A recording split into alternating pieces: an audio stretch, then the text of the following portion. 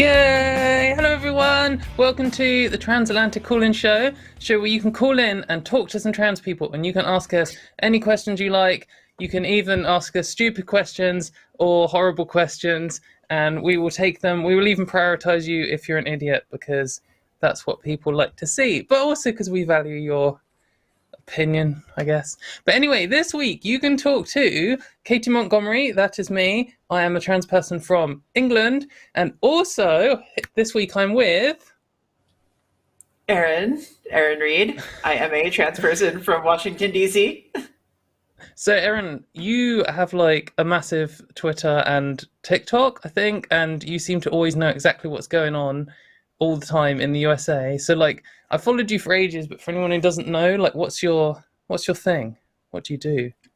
Yeah, so I am an activist, content creator, and legislative researcher. And what I do is I track all of the LGBT legislation moving around in the United States with a particular focus on transgender legislation. I also maintain a map of all informed consent hormone therapy clinics in the United States. So these are places in the United States where you can go and obtain hormone therapy via the informed consent process, which means that you don't need 2 years worth of letters and psychological sessions in order to obtain gender affirming care. Other than that, too, I also maintain contact with reporters, legislators, activists, et cetera, to try to talk about different ways in which people can essentially address transgender rights and acceptance in the workplace and in the country. Yeah, so this is the week to call in if you want to know about specific legislative nonsense from the USA, which there is plenty. I'm following what's going on in England and Scotland, and Erin seems to know the entire of the USA inside out. So this is going to be a good week for those kind of questions. So please do call. We currently have all of our slots filled up, but as someone's hanging up, you might be able to call in and get in at the end of a call, so perhaps give that a go. But yeah, you were saying about your map. I think that's like, I kind of tried to do that on a wider scale. Like I wrote this article a while ago called "What Rights Don't Trans People Have?" and it was like tried to go for all the countries in the world. I did like 100 or something, and it is so difficult. And then as soon as you start doing it, people start messaging you saying, oh, this bit's out of date now, or oh, this bit, is now under threat or whatever. And it's so hard to keep up. Your map seems like pretty good. I guess you've got 50, is it 50 states or 52? I can't remember. You've got 50 states. Okay, yeah, 52 weeks in the year, 50 states. There's what I was mixing up. You've got 50 states rather than 500 countries or whatever there are, but there's still a lot to keep up with. And this year's been pretty mad, right? Yeah. So, with the informed consent map, talking about informed consent hormone therapy in particular, I have tracked hormone therapy clinics in all 50 states. And then recently, I've started tracking them outside of the United States. Informed consent is relatively rare outside of the United States, but it is practiced in Australia. There is a place in Spain now, and as well as one clinic in Japan. And so I've got those mapped out. And in terms of the legislation... Yeah, in Japan. There is one now in Japan. And in terms of the legislation, I'm tracking legislation in all 50 states. There's laws moving everywhere. Yeah, pretty much every day I see a message from you or Esquire or like a couple of other people who are just like, oh, this new bill is the worst bill that we've ever seen. And then the next day you're like, oh, well, actually, this one's even worse. It's like... Unfortunately, yes. It can be hard to keep track, just because it seems like this year in the United States, our more conservative-leaning states are attempting to one-up each other in the kinds of bills that they are proposing. And so, it is kind of like a race to the bottom in a variety of states in the United States. Meanwhile, we've got a set of states that are actually like trying to one-up each other in terms of how they protect transgender rights. And so it's a weird little split going on in the United States. It is weird. I always think that whatever the UK does, the US does more of. So, like, we've got this little battle between Scotland and England where England wants to... I mean, really, it wants to take trans people's rights away, but it's not... It's kind of all caught up in the weeds, and, like, it's not really happening, and they're kind of just blocking things. And Scotland wants to pass stuff, but is attempted to pass this really minor change. It's just got a little small battle. It's potentially going to tear the whole country apart. But we'll come on to that later. But it's small. Whereas in the USA, you're like, oh, one state has decided that it wants to like eradicate trans people, and then another state has decided that it wants to pay reparations, and it's like there's a range. I mean, it would not be the United States otherwise. We have to go bombastic on everything, in our food and our culture, and apparently in how we treat transgender people. Yeah, especially trans kids. What would you say, off the top of your head, was the best and the worst bill at the moment that you're aware of that you're tracking? Yeah, so I live in the Washington D.C. region. I live in Maryland, a little bit north of Washington D.C., and there is a bill called the Human Rights Sanctuary Act in Washington D.C. that protects people's rights to get an abortion as well as the rights to get gender-affirming care, but furthermore protects the people that are leaving some of these other states to seek refuge in Washington D.C. And it essentially says that even if you request to extradite these people that are leaving because, for instance, they provided gender-affirming care for their trans youth, DC will not enforce that. And essentially, if you're here, if you're in DC, you're protected, your rights are protected, you can obtain gender-affirming care, and we will make sure that you're protected. Same with abortion. If you are leaving because a state has criminalized your abortion and they want to pull you back into that state, DC is essentially saying, well, we're not going to do that. Yeah, because I was wondering when I first saw, because I think I saw maybe California had one of these sanctuary bills, maybe for abortion or trans rights or both. Yeah. Yeah, and California is only for trans rights, but yeah. Okay, because like Texas passed this thing where regular citizens could basically be bounty hunters for people who have abortions. And then I thought, well, what happens if you go to the UK and have abortion? The UK has an extradition treaty with the US. Would the UK extradite someone for having an abortion? I just don't know. I feel like this government might do it. That's the question. Yeah. I mean, at this point, we are facing a bit of an issue with abortion and with, transgender rights. They're both very, very connected in the sense of how these enforcements are going on. And the question is like, when some of these states actually do start to request people from other states or other countries, what do those countries do? What do those states do? Yeah. And the reason why these are open questions is because conservatives are fucking idiots and don't think about anything and don't really have a plan other than cause as much pain and suffering as possible. And that is why that's happening. And it's good to be on a wide range of shows on YouTube because there are some shows that I'm on where I cannot say that. So same here, to be political. But I'm sure we'll come loads more into the politics of it in the show coming. I can see we've got at least one question on it. But let's move on to the polls. So Erin is new to the show, and also we only had like 1 second to talk before the show started. So this is the stage of the show, if you haven't seen it before, where we see what the audience say, and we ask a question every week, and we see what people said last week. So we actually asked quite a spicy question last week, and the answers aren't as spicy as maybe I thought. I thought there would be a lot of rage, but there doesn't seem to be too much. But basically, and it'd be interesting to see what you think on this, Erin. So we asked, do you like the term transsexual? And we had the answers, yes, I use it for myself, 3%. Yes, they're the only real trans people, 3%. No, it's a slur, which was 10%.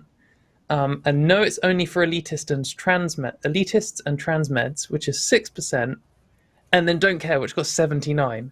So maybe most of the people who voted on this are cis. I don't know, but what if you had to vote on this, Erin? What would you pick? Do you have an opinion? So, believe it or not, I would probably answer "don't care," but let me caveat that by saying that I am actually okay with the term transsexual. I know quite a few trans people that describe themselves as transsexual. I do not. I describe myself as transgender, even though I have completed a quote-unquote medical transition. But nonetheless, I think that labels are there to help people understand their experiences as best as possible. And I think that provided that they're not forcing those labels or their understandings of those labels onto other people, be my guest. Use whatever term you want. That was pretty much my answer that I gave last week, apart from much more concisely and better worded. Yeah, I totally agree with this kind of, people have different ways that they do describe themselves. And some people aren't aware of this, like the history of the term or the argument online, and it's just the word they've encountered and it's how they see themselves. And if you come along to people and say, oh, by the way, that word's a slur now, or oh, by the way, that slur is no longer a slur now, people don't just change their minds in an instant, and it can, mess up how people see themselves and all kinds of things. And it's just not that important. Like, there was some discourse on Twitter this week about whether femboy is a slur, and like some people they don't feel that describes them best, and it just, if some dickhead is shouting at you out of a car like, oh, femboy, oh, transsexual, then maybe they're using it as a slur. But if someone says, oh, hi, I'm a femboy, then like, okay, if they describe themselves as it, what's the problem? Yeah, so very tedious. I understand. Yeah, that's words can be iffy, Yeah, and it just seems like I mean, maybe this is unfair, and I'm mainly in the trans community, so I see all the inter-trans community squabbles the most, but it does feel like some trans people just like to argue with other trans people. And I do feel like, guys, they're like burning down the world around us, and you're arguing about whether someone's allowed to call themselves a femboy. Like, I'm in agreement on that. I'm absolutely in agreement on that. I think that there are so many fights that are worth having right now, and the way that people use labels to describe themselves is not one that I'm engaging in. No, it like, even if someone is being a bit of a knob about it, like, just got to think, is this person contributing to removing my human rights? And if not, then maybe I could spend my time arguing with someone who is, because there's plenty of them. And then you can come back to the knobhead, a later date when you're not a couple of years away, possibly from some kind of concentration camp genocide scenario.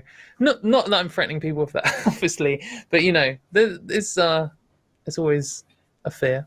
Unfortunately though, whenever it comes to legislative season, which is the time period that I define as like January to May, sometimes it can be like, I miss the days of that discourse because I'm so tuned into all of the crazy human rights violations. And it's like, God, I remember whenever we were arguing about femboys. Yeah.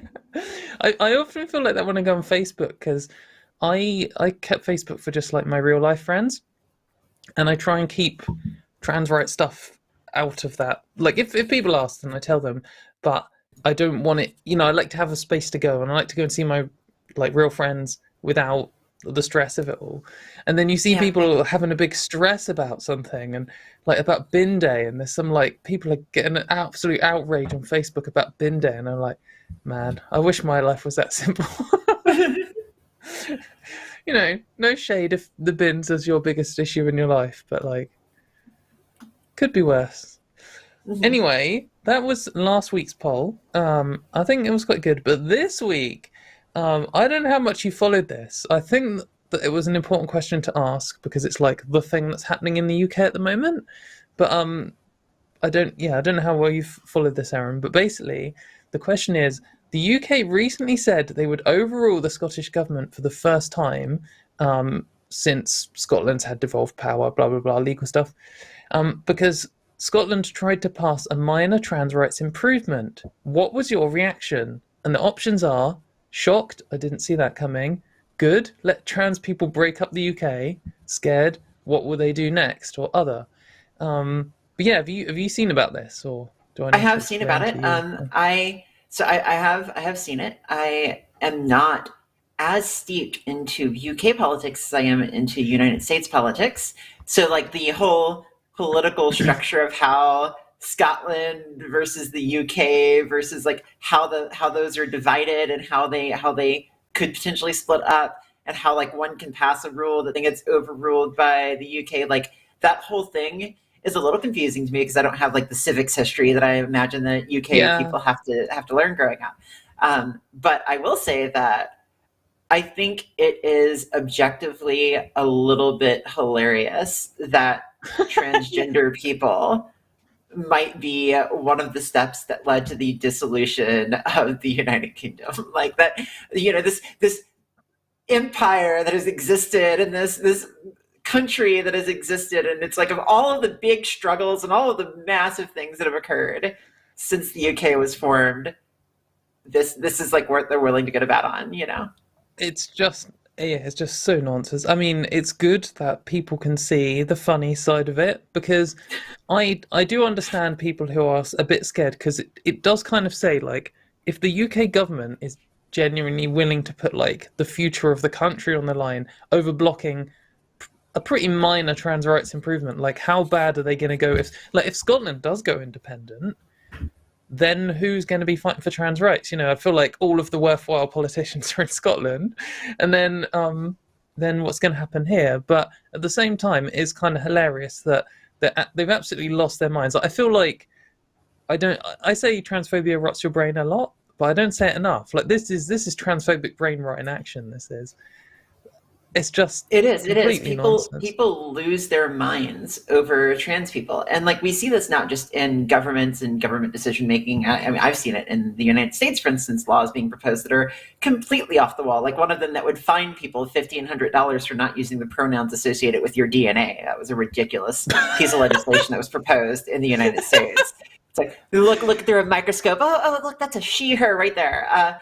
No, so like that, things like that, but also like in things like people like Elon Musk purchasing an entire social media platform just because he was pissed that the Babylon Bee was banned because they misgendered somebody. And so, you have people making terrible decisions based on just sheer disgust and transphobia. I think that part of that is just like disgust and things that people are rationally brought up with. But I think part of the reason why people make these such big decisions over it is because they grow up understanding the world in a way where like the fact that there are men and women and that doesn't change is as certain to them as there is like night and day. And so when there's this, and you see this when you're arguing with them a lot, they just fall back to that all the time. Like you can say, oh, but you just said A is true and now you're saying A is false. Like, which is it? That's a direct contradiction. And they'll be like, men can't be women.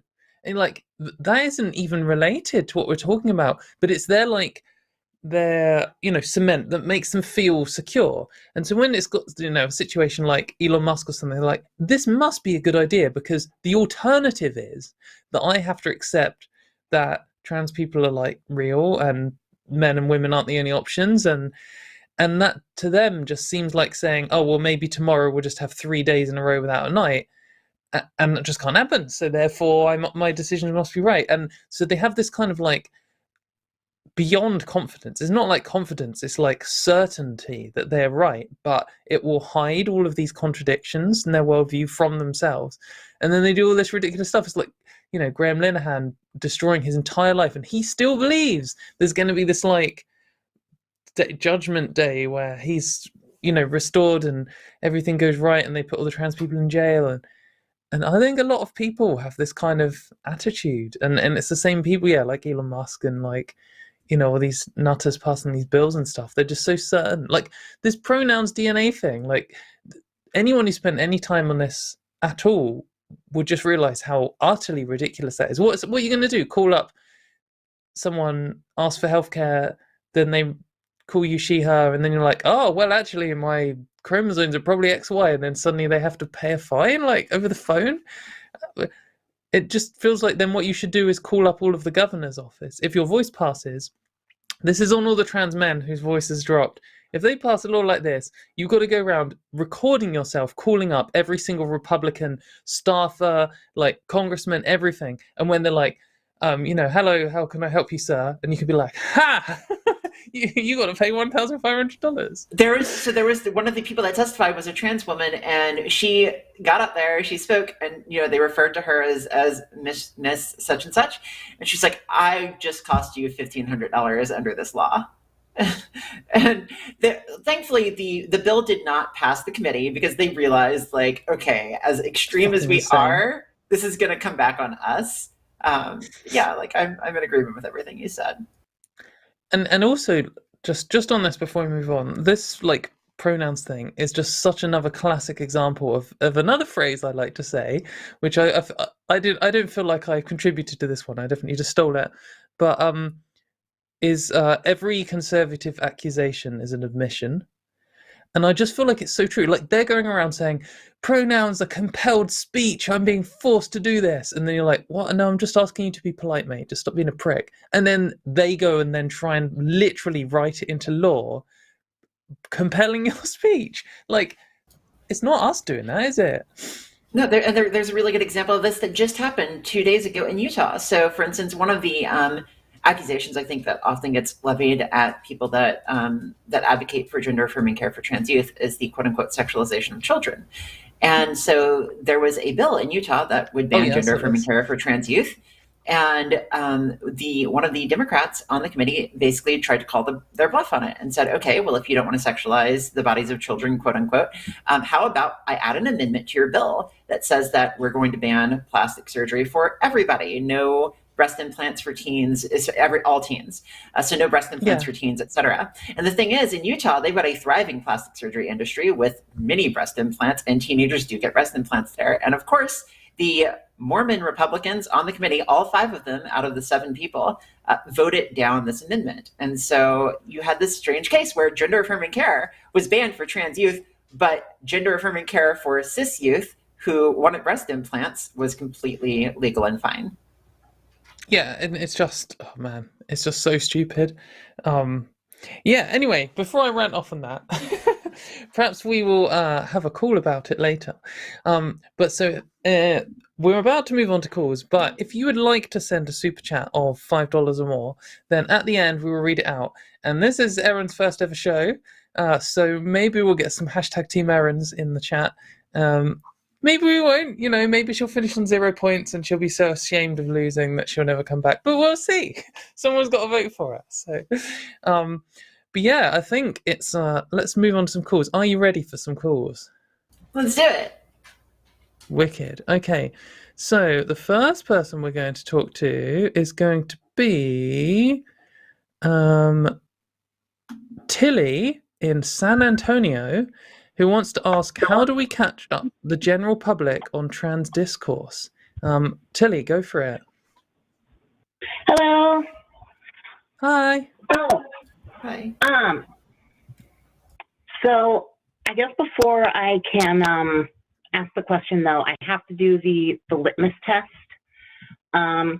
Erin, you're great. I love your work. You're a very critical trans activist, but we just have to test and see if you're really trans right now. Do you play the bass? Oh no, I don't play any instruments. Bad. Right. Erin is a faker. She's been a cis woman this whole time. Off the show. You caught me. You caught me. That's okay. I know that you're dating Zoe Zephyr, right? So like, I am. She played bass. That's good enough, right? Just the seeing another trans woman and just immediately like being, yes, we're gonna date. Like that's good enough. That's the experience there. It's pretty good. That's the trans life. Anyway, Tilly, what's your question this week? Sorry. Yeah. So I guess I'm just wondering, like, every time I'm having a conversation with somebody about trans issues, I feel like I'm talking to them and they're like 5, 10, even 30 years in the past, And it's such a difficult thing, right? When these discourses happen, right? Like the trans sports discourse or the trans healthcare discourse, like it'll get big in the news. We'll have a discourse about it. We'll see all the facts come out. And it's like, there will be some conclusions that you can make. There'll be some conclusions you can't make, and that'll be that.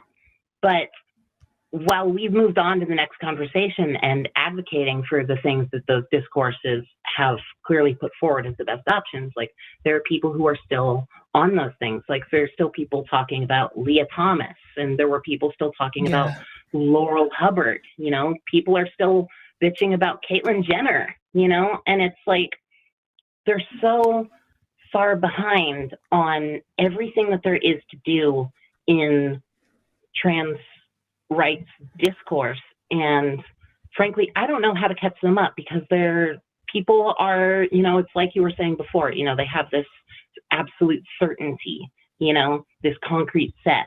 And I feel like concrete is the wrong word for it, though, because it's more like glass. They're very fragile. And if you attack that worldview at all, like they get very upset very quickly. So you have to like handhold a person and mollycoddle them and protect their feelings as you say, yes, trans people are people. Now, please, can we have human rights? Thank you. Yeah, you probably have to walk on eggshells. It's so exhausting. And like, the only times I've really been able to have any success with dragging someone from like being anti-trans to being, trans accepting is with people that I already knew before coming out. And that took years, but we have a whole public of people who are just like, men can't be women, women can't be men. Yeah, no, absolutely. And I feel like some people are 10-day projects and some people are 10-year projects. And a lot of this is like knowing who is somebody that you could potentially help see things within a few conversations and who will have to come to this over the course of a long period of time and over a long personal journey. And I do think, like you mentioned something that I find very important. You mentioned that the person that you were able to move from being like explicitly anti-trans to being trans accepting was somebody that you knew, somebody that was like a friend or a personal connection that you already had. And I think that like this is how these changes occur. We saw this with gay marriage, for instance. 20 years ago, the polls were terrible for gay marriage. It was like 35% of people were in favor. And now it's like 75% are in favor in the United States. And it's not because we had a whole lot of new people that exist between now and then. It's because a lot of people changed their mind because it was easy to hate a gay person. It was a lot harder to hate your gay uncle, your gay cousin, your gay friend. And so over time, like, we all might have that one person or those two people that maybe don't understand things and maybe will take a lot of moving, but by virtue of knowing us, by virtue of being our friends, colleagues, coworkers, can be moved over a long period of time. Yeah, I totally agree. I think that like exposure therapy is like the best way to win people over, and that does mean that you can only really directly affect the people in your lives unless you're like a celebrity or something. I guess one thing that I'll add, that maybe a slightly different angle, is that we don't have to win everyone over. Like, we only need what we really need is the people who are in our lives. Like that's good, if they're at least polite and allow us to go through our lives and stuff. But winning someone over to being like a supporter of your rights isn't, like, it's probably impossible for a lot of people, but I feel like the only reason a lot of people care at the moment, the only reason that these kind of like, oh, men can't be women types even say that, is because it's like fashionable. It's the thing they've been told to say by whatever shithead they watch on, the radio or the TV or whatever. And so they just kind of repeat it. And if they stopped, if the news just gave up on it and it wasn't exciting anymore, they wouldn't say it, and then they wouldn't be a problem. They wouldn't be campaigning against our rights. They would just be completely ignoring us. And when they interacted with us in day-to-day life, they'd just be fine. It's the people who are being actively dickheads which are the issue. And they are, in my experience, spending a lot of time on it, generally unwinable. Like someone who's already actively gender critical or transphobic, who spends time actually campaigning against our rights, is so far gone that they're gonna, like, they're at least a 10-year project, as Erin described it.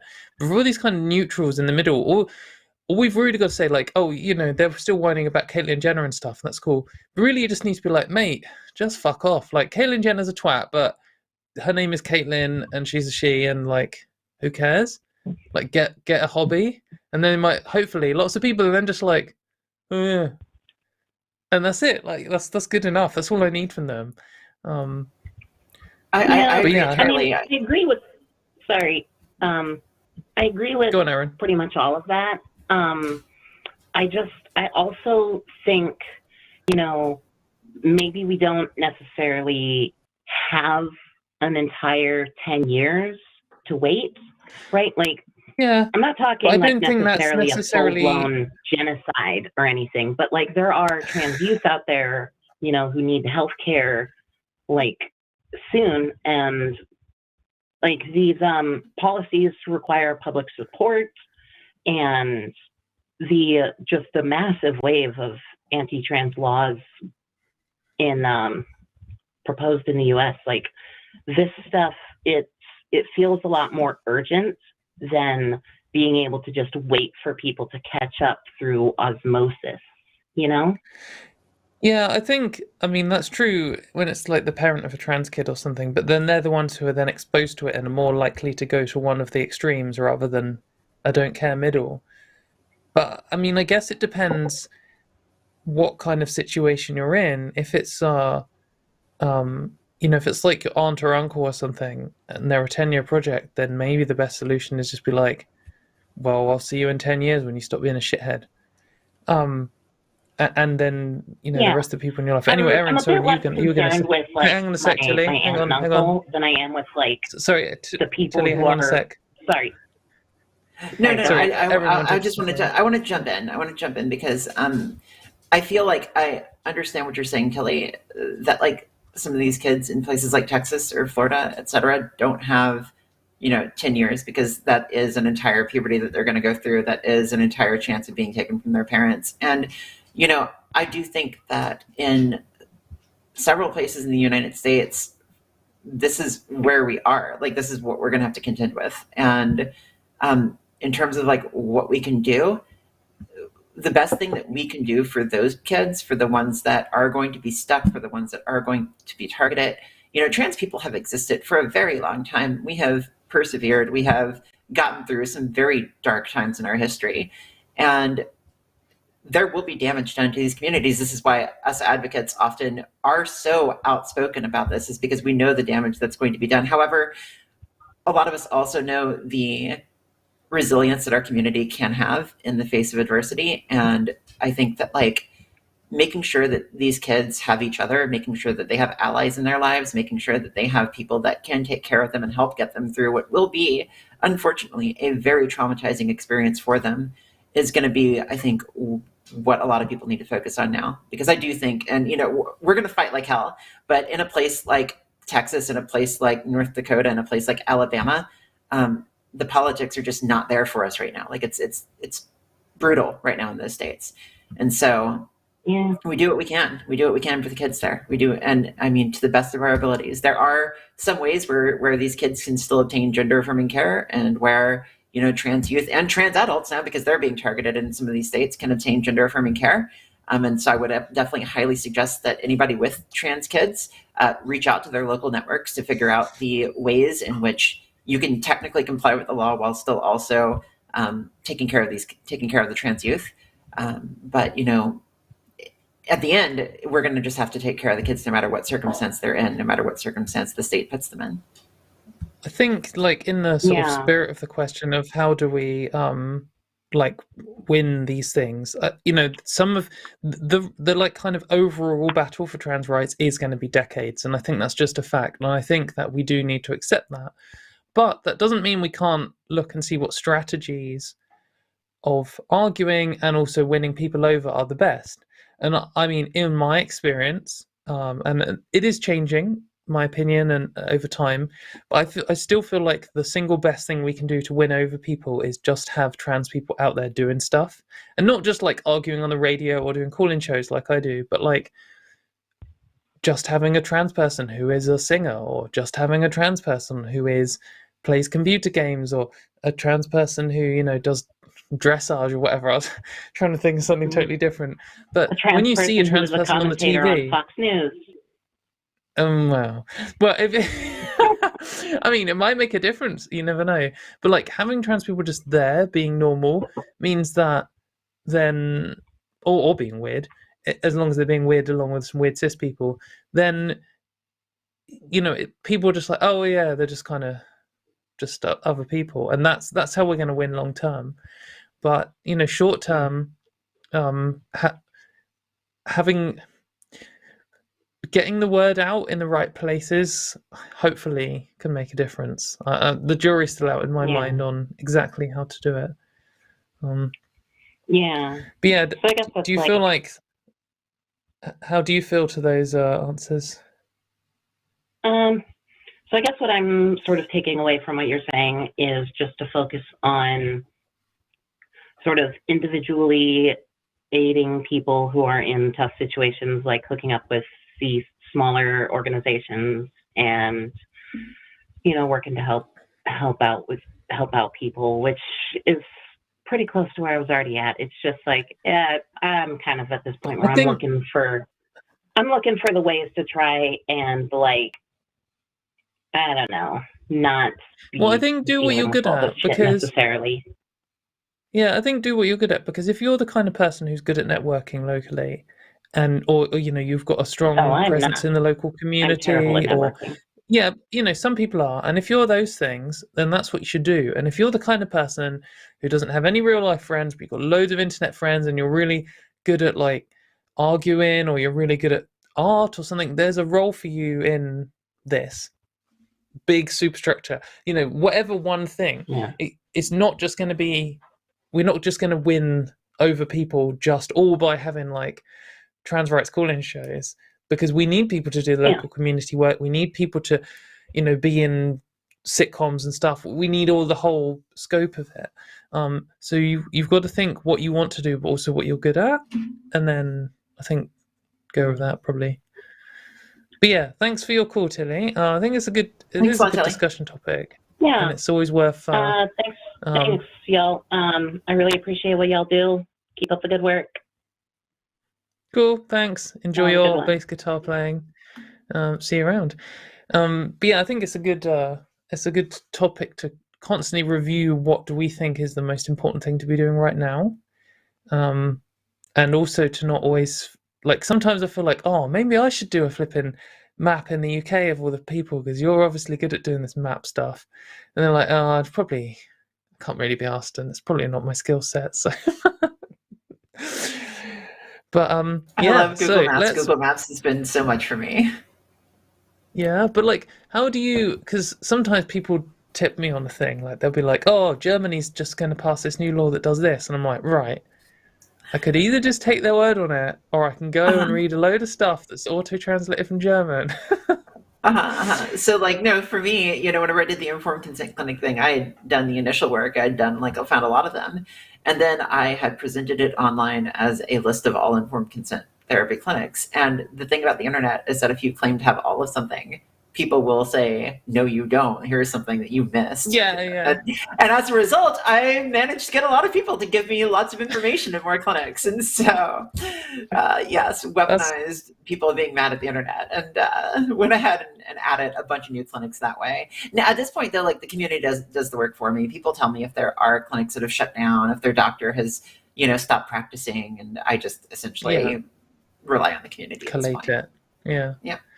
Yeah, that's like that thing where they say if you want advice on programming or fixing a car as a woman, the best thing to do is just loudly say something wrong, and then men will queue up to give you free advice. That is absolutely the case.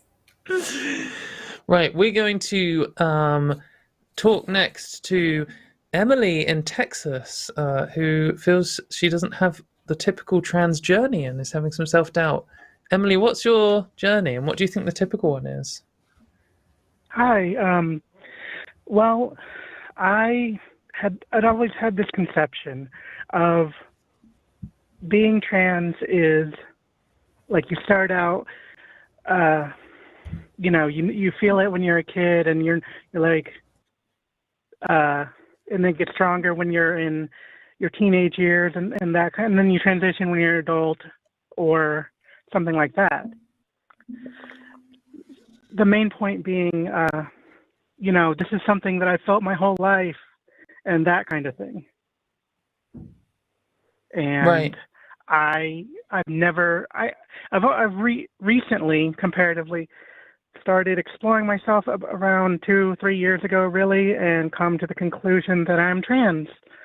And before that, I had just kind of accepted that I was a guy, in a kind of, I didn't have a joy to being a guy. I just kind of accepted it because that's what people told me. That's what I was. Right. And so now I was since I had been questioning, and I was just wondering how many people that fits with versus how many people actually find out later in life and start thinking, later in life being after 18, after they become an adult or whatever. I don't think that that's very abnormal for trans people. I mean, I would almost say that about half of the trans people that I've met have, come out later in life and have sort of described their adulthood and their teenage years as something that they didn't feel strongly about and simply just kind of like existed.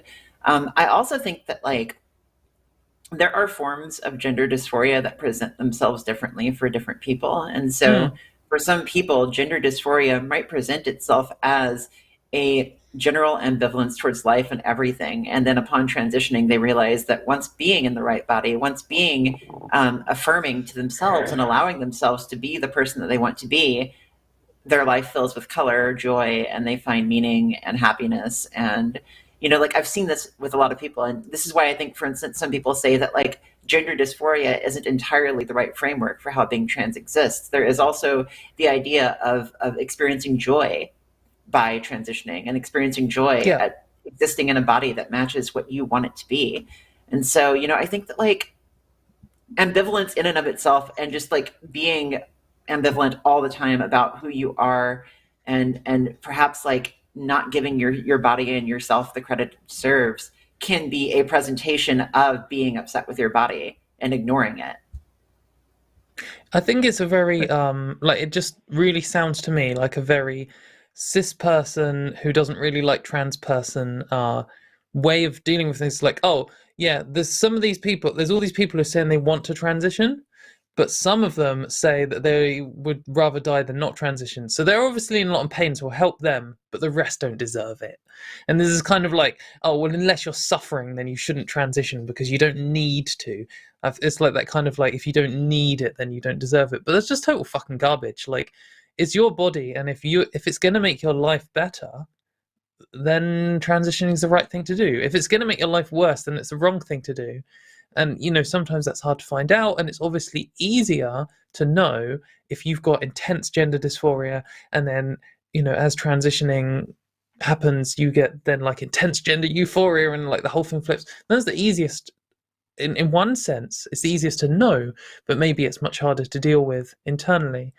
But that doesn't mean it's the only like valid form or the only real form or anything. Because, yeah, like Erin's saying, even if your life is like, oh, I transitioned and my life is like 5% better now, it's like, well, maybe that was still worth it. Like, I mean, if your life is 1% better, then that's good, isn't it? And if you went from like 5 out of 10 to 7 out of 10, I mean, that's a W, I think. I call that a win. Yeah, definitely. How I described it when I was first getting medical transition, when I was getting interviewed, I guess, I described it as I was apathetic to the idea of being a guy, but the thought of being a girl made me really happy. Yeah. That maps onto the experience of so many people that I know. And, there are people that deal with their gender dysphoria in very interesting ways. And sometimes people literally shut out gender dysphoria and they try to bury it and put it in a box and hide it away. I'm glad that you feel happy. I'm glad that you have seen a path that leads you to being happy, because I think every person deserves self-actualization and happiness.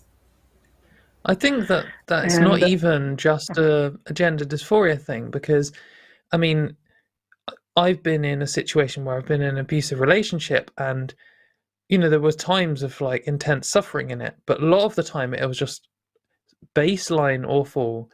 And if I engaged with my emotions, then it was too painful. So I just didn't. And so I just kind of was like living in this kind of grey world. Like, it's a form of depression where what's the kind of the point of living? I'm just kind of existing. And then I didn't even really see breaking up and escaping as some kind of fix. I had a chance and took it one time.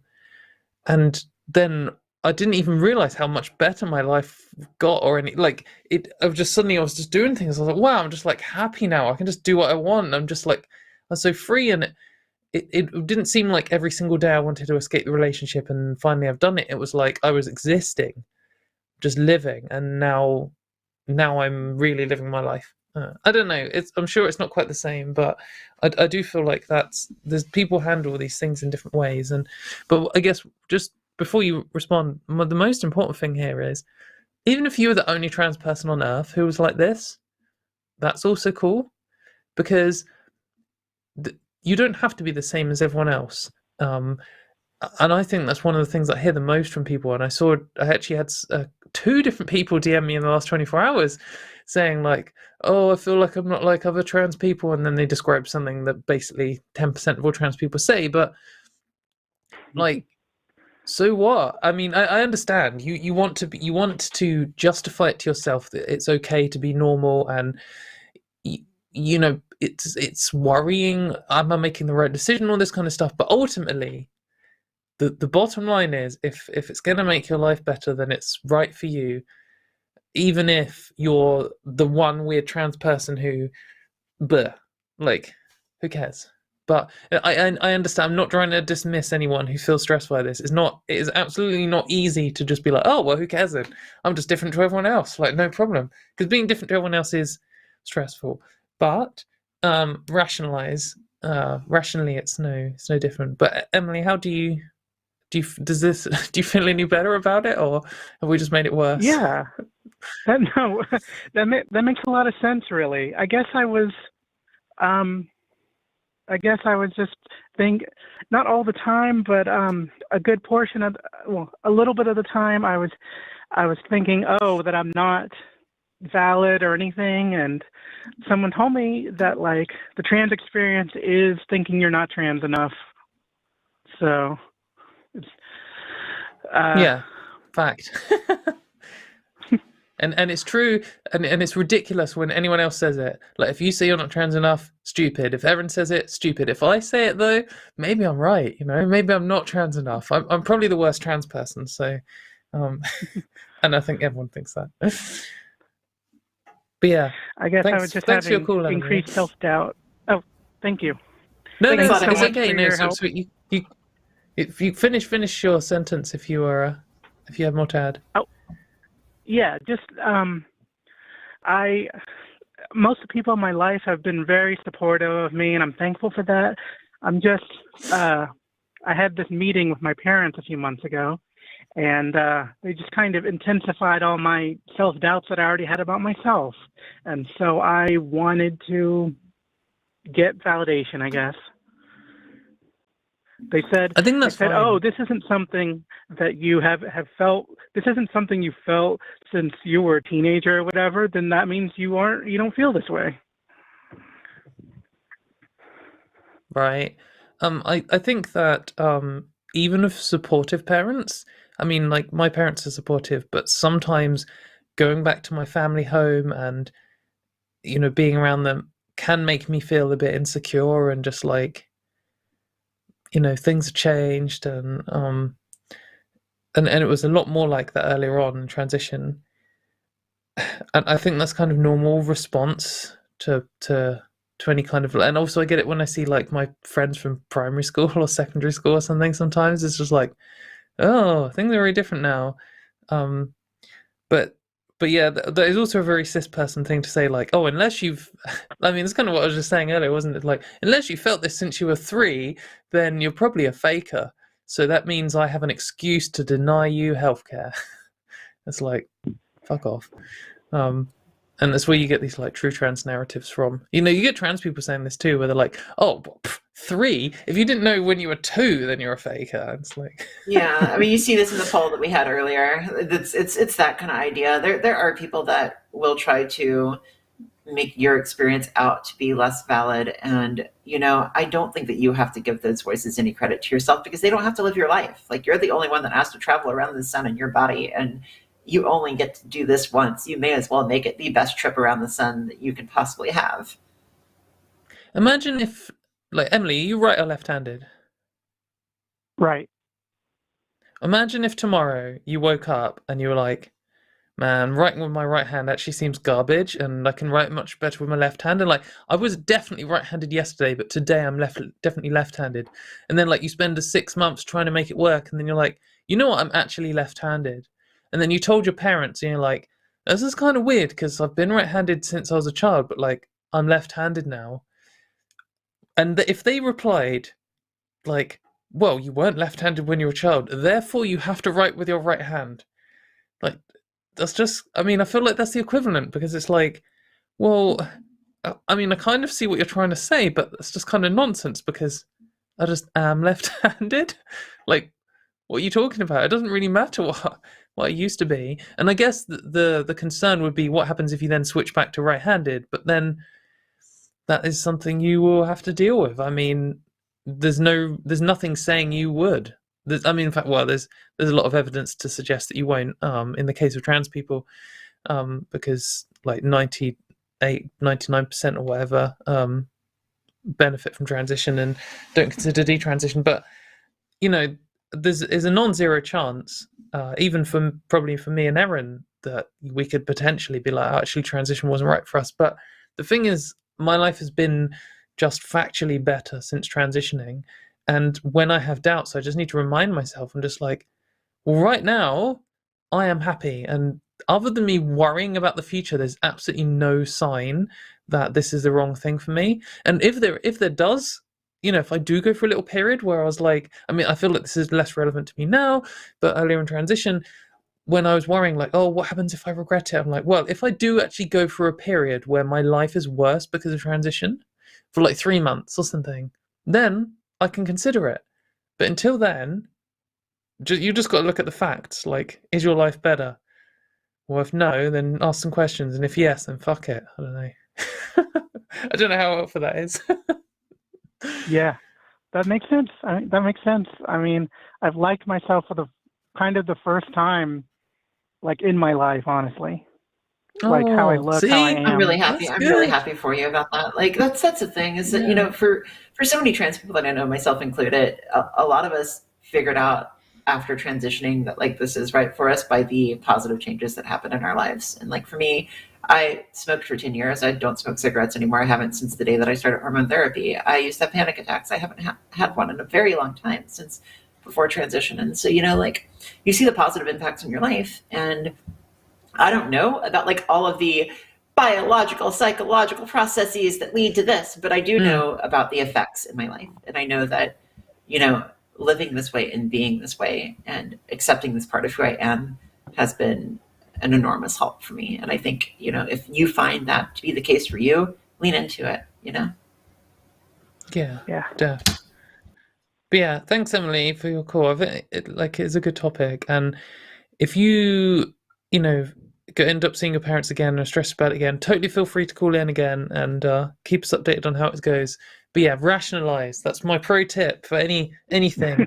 But if you're starting to doubt yourself, be like, well, what did I just call in and tell Katy and Erin that was the first time I liked myself? Like, I feel like that's a pretty solid argument that it's going well. But maybe you should like download that little clip and play it back to yourself and be like, one of us is wrong right now.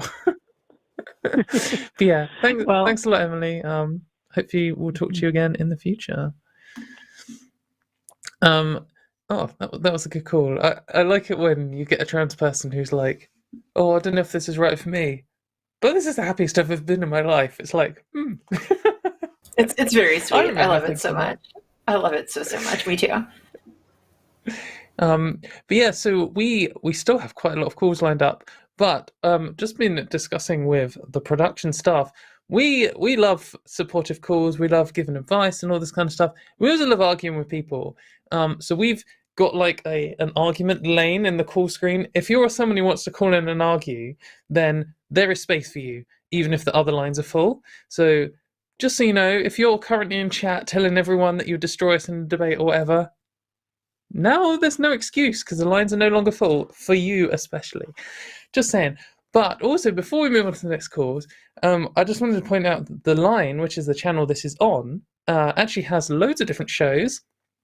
not just this one. This one's obviously the best one because it has me, but and Erin. But we've also got like a show almost every day of the week now, which is really cool. It's all kind of skeptic themed stuff. So on Sunday we've got the Sunday show, which has been the original show on this channel, which is Jimmy and Matt. On Monday we have Skeptalk with Aron Ra. On Tuesday we have Hostility with Jimmy and ex-Mormon activist Nuance Ho. I hope I've said that right. Yes, that's correct.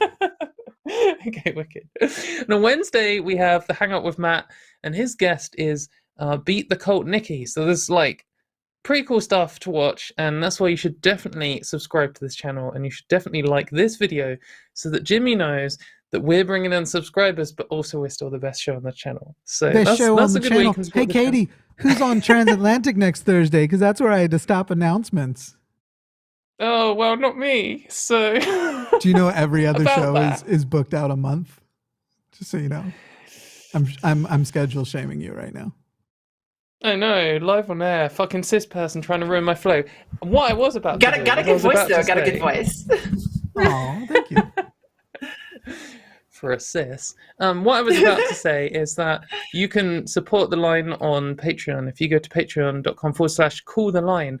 And that's a good way of keeping the show going because, like, you know, we need to pay the bills and stuff. But I'm not going to say that anymore because fuck Jimmy. So, you know, you get no, paid out of that too, please right? Yeah, exactly. So anyway, let's move on to the next caller. So the next person we're going to talk to is Jackie in Bristol, UK. Good place to be. Oh, hi. Wants to talk about trans role models. Jackie, go for it. Hi, Jackie. Hi there, yeah. It's really interesting because I think the last two callers have probably spoken about a lot of what I was going to say, which is, you know, great. But really, to Emily as well, I can say that, no, she's not unique. I think there's lots of people out there. I had a very easy path to transition myself. I suffer from imposter syndrome because I didn't think I was trans enough, because I hadn't suffered. I hadn't had depression. I hadn't had things like that. But I wonder how many people there are who, like myself, have been through that path of transition. We feel better in ourselves, but we've still got good careers and we're hidden away there in businesses, just doing our thing and stuff like that. And I actually came to this realization after speaking at a conference in Arizona, of all places, last year, that no, there's power in that. And I think we need to show people more of that and less of the Caitlyn Jenners and the celebrities and the bubble that is in the world. And yeah, I was wondering what you thought about that. And more of the question is, how can we persuade people who are just living a quiet life to show that they're there and they're doing things? Do you want to take this, Erin, or shall I? Yeah, that's a hard one, you know, because like a lot of people right now, given the state of the world, don't want to be out of the private life, don't want to be forward with themselves. And I also think that like that's a hard ask right now, given how difficult things are with like riots and stuff. But for the people that do have the platforms and the visibility and the willingness to go out and to show themselves to others and to, you know, let them know about their own experiences, I think that those people should be elevated when possible. And like, I love the fact that in this show right here, we've had, you know, 2 callers that have spoke specifically to that. I think that that's really important in like transgender people finding themselves and being able to connect to experiences that may be atypical. And, you know, I will say that I think it is better now than it used to be. You know, I mean, especially you look 10, 20 years ago, and the only acceptable pathway to transition was, I thought I was a girl from age 3 and played with dolls, and I want full medical transition, and otherwise you were completely blocked. And so we are making progress. Yeah. The progress might not be as fast as some people like, but it's there. It's not where it used to be. Yeah, I definitely, you know, it's good to look at the progress of things. I think in terms of persuading people to come out, something I always say to people, like lots of people message me, you know, confidentially saying, I feel guilty for not doing more, and I think they see me like, arguing with all these shitheads 24/7 because I'm addicted to it, or they see people going on news channels and stuff, and they're like, oh, maybe I should be doing that because what am I doing to help trans people? And I always tell them that they shouldn't feel that. You shouldn't feel persuaded into coming out either in your personal life or publicly. And the whole point in us doing this, the whole point, and I'm sure everyone will agree, in us doing any activism at all, is we want to create a world where no one has to do it. And so if you're already living a life where you don't have to fight for your rights, some people could say, oh, you're being selfish because you're not pulling up people behind you, but I don't agree with that. I think that you're living the life that we are trying to create for trans people in general, which is good, and that's us winning. But also, if some people just feel like the urge to do something, they'll do something, then it's got possibly a massive personal cost, and they might just do something like go on a radio show or go on TV, and that might not be their skill, and not only might it cause them a load of issues, potentially for the rest of their life, it could also not be net positive for trans people in general. So I think that what the best thing you can do is just live your life and be happy. And if you're stealth, then that's fine. I don't begrudge you for that. If you're not stealth, but you're not making big national stands and stuff, that's also fine. Because the people in your life will be like, the people at work will be like, oh, I'm seeing all this garbage on TV about trans people, but the one I know is just like quiet and just does their job, and maybe this is kind of rubbish. And again, that's kind of how we win long term, I think, like Erin was saying at the start of the show. So I wouldn't want to pressure people. However, sorry to monologue off a bit here, I was thinking about this earlier actually earlier today in the shower. So here's a live shower thought about having some kind of blog or something where trans people can guest post anonymously, in this kind of verified way where I can check that they're not just making up garbage, just where they just write something normal, about a problem in their life. It could be about trans rights or not, because there will be other trans people who will benefit from it, but also it will show the world that, oh, look, this trans person is a plumber and he's a trans man and he does this and he just gets on with his life, and he's writing about one time when he did a thing, and then he won't have to come out and out himself. I don't know. It's something I was considering earlier, but yeah, Jackie, I don't know what do you think about that? Do you agree that do you think, or do you disagree even? You think that we should convince people to do more activism? Or? No, I think that's a stunning idea. I mean, for myself, I mean, I'm not a massive activist. I'm quite involved in the LGBT scene within Bristol, but I'm generally just out doing things. I write articles on LinkedIn about transitioning in the workplace. There's about to be a crap ton of videos posted on the web page of a $10 billion multinational company that I run a department for that's got my face all over it. So, nice. But yeah. I think what you just said is a great idea, because I think there's a lot of people out there that can just show that, there's a lot of people, there's a lot of normal, for the want of a better person, trans people in society just getting on with their lives. So, it's I think that's a great idea, something to look at, and well worth doing, because I'm doing that some sort of stuff. There's a girl who transitioned in our company just last year, and I've gradually been becoming friends with her and helping her with things and stuff like that, because I have this bizarre situation of a good percentage of the company I work in, and I'm not stealth by any sense of the imagination, but a good percentage of the company I work in didn't realize I was trans, because I transitioned before I joined the company. So unless someone meets me, they just see me as a teen's name in a picture. So big distributed company. But it's always something that always comes back to my mind. There's trans people in society that I think actually are up there on a pedestal that we could probably hear a little bit more from. Than the name that always springs to mind, and Katy, I'm pretty sure, given what you do for a living, you'll recognize his name, but it's Sophie Wilson.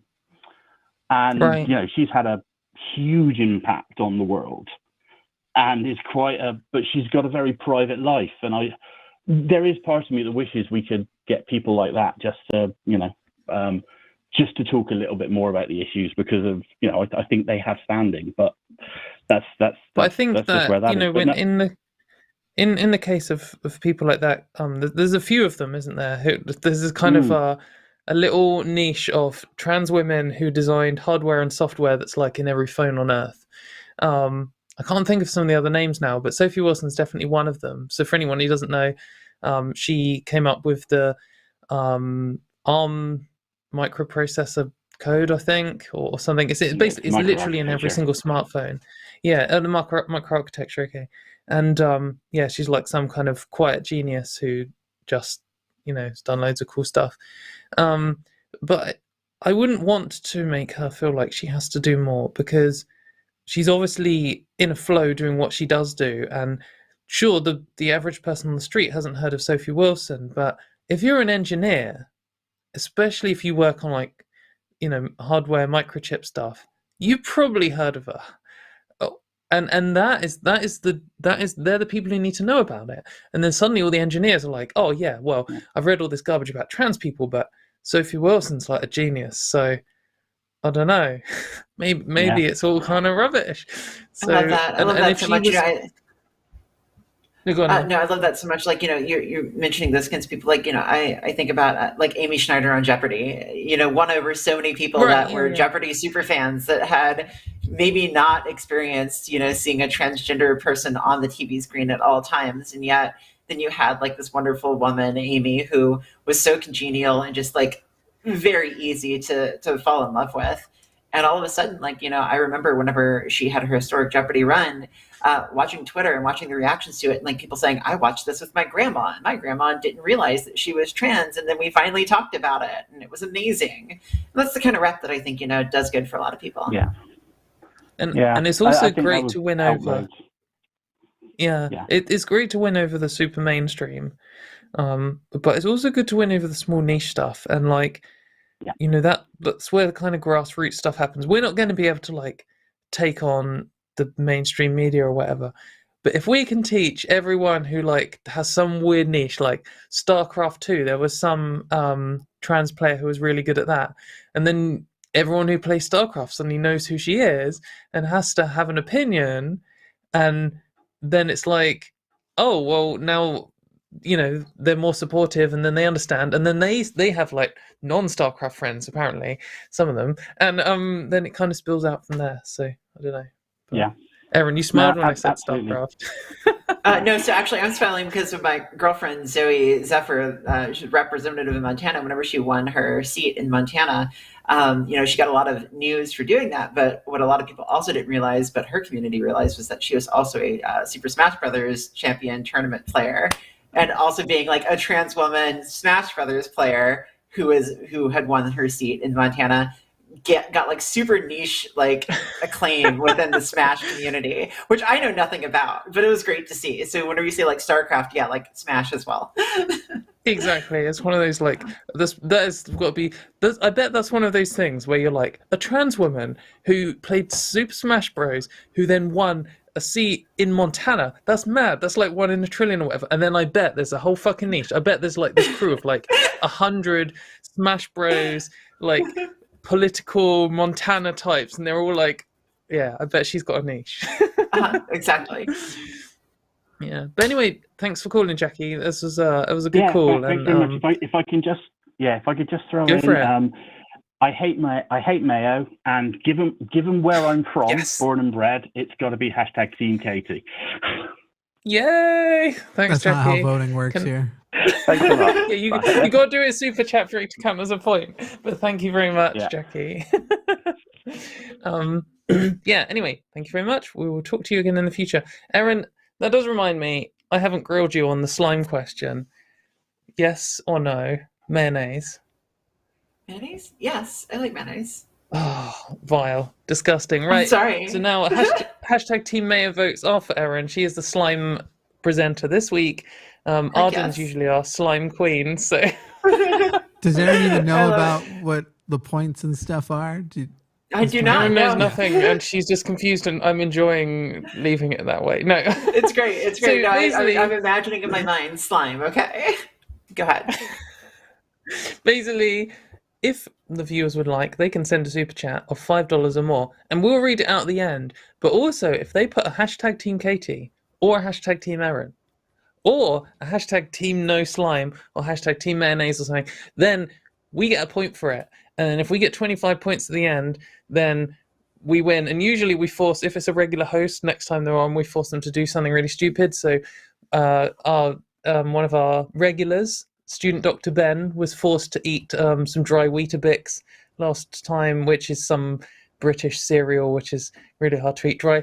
Anyway, it's a fun time. We'll see. Hopefully you will get some points. Cool. We will see. Yeah, let's move on. So we can take our call from Stephen in Arizona, who's been waiting for ages. Stephen, I think you're here from before the show started. Thank you very much. You want to talk? Well, you've got two questions here. Let's do one and then see if we got time for the other. Which one would you like to ask first? So the question that I initially had, I think your other callers have delved into as well as the two of you. So, but I will say, my concern was around the idea of what you've termed stealth versus being out, because I think the difference for trans people, it's a matter of timing of when you transition. As I was listening to the show and what you were all talking about, something that occurred to me with regards to children and some of this legislation is, you can't go away for the summer as one gender and come back in the fall as the other and not have anybody know what you did. As well as, I've seen these beautiful children who've, shown up at legislative panels to yell at the legislators about what they're about to do to them in terms of passing these laws. And so where I'm going with this is I feel like as adults, and I don't want to suggest that people shouldn't transition when they're ready, no matter what age they are. You have a full ally here as a cis person. I'm not trying to take that away. But I feel like as an adult, you have more control over that coming out process.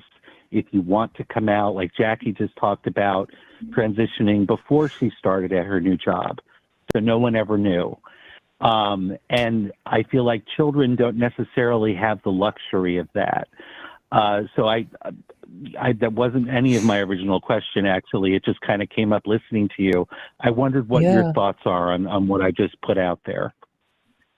I think it's a really good point, and I've talked to fellow trans activist people quite a lot about this topic, actually, because I totally agree that adults have much more understanding of what it means to come out publicly as trans, and I'm probably in a position now where I could never go stealth, because if you Google me, everything just comes up. And for me, I do feel like I rushed into that decision a little bit, but I think using your real name on the internet is stupid, and I don't recommend it to anyone, but I do it. But at the same time, I did know it was right, because when I came out, for me, a huge win was obviously just coming out and being myself and stuff. But one of the best things was not having a secret. I hate having secrets. I'm not the kind of person who has them. And I'm a loudmouth and I tell everyone what I'm thinking all the time. And I basically had this secret my whole life, and it made me feel like just having a secret made me feel horrible and like I was lying to people and stuff. And now I don't have a secret. And sometimes, when you get to a point where, like flirting with someone in a nightclub or something, and then you would think, oh, they probably don't know. Sometimes you're just like, oh, I feel like I'm in a position where I have a secret again now and I don't want to, and I tell them or whatever. But and for me, that was super strong. But I do think a lot of trans people early on in transition are like, oh well, I'm not going to pass anyway, and I really care about the trans community, and I'm going to fight for this. And then they go out there and they put all their details all over the internet, and then 5 years into transitioning, they're like, well, actually, I do kind of pass all the time, and maybe I regret putting my pre-transition photos, in some cases genitals, on the internet, and they're there forever. Oh my. And so I Yeah. guess what I would say to to any trans person before deciding to do this is, like, especially if you're early in transition, you can wait and just make sure you definitely know. But for kids, like, you get the situation where, in a way, the best thing we could possibly do for winning trans kids transition stuff would just be to get loads of trans kids in front of the camera and just show people they're just normal, like, kids who just want to live their lives and who have their lives ruined by this fucking legislation. But if we did that, then these kids possibly couldn't ever escape that, and they're being used as a political tool, and I just don't think it's ethical. I think there are some kids who are super confident, super proud of themselves, and they're just the kind, they're born to be activists. And like Kai Shipley is one who I think of, and Nicole Maines, they're just very sure of themselves and that's what they want to do.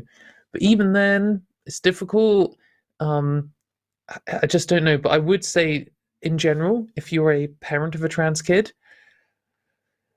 even if you feel like, oh, we just need to win this legal battle, and you think, oh well, my kid is very confident, they're happy to be trans and open, just, I think maybe hold off posting their details on the internet. Maybe that's a good advice for anyone with kids, but like, because it could haunt them, So I think it's a really good point, Erin. What do you think? Yes, what was your? Sometimes I think did you have this battle about whether you should come I out? did. Like, I did have like a struggle with like whether or not to come out. And I think that early on, people that have followed my Twitter account for a while, for instance, know that like for the longest time, my Twitter account profile picture was just a rainbow bracelet, and that was it. But after a while, I did start using my name because I started wanting to be professional in what I did in my activism, and actually like ascribe all of the things that I was doing to me personally.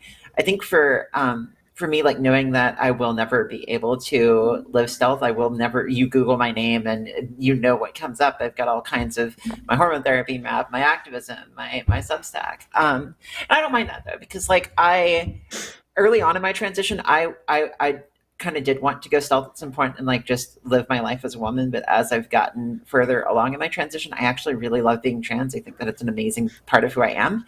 And that's not the case. Like, some people don't want to center that in their lives, and that's perfectly valid.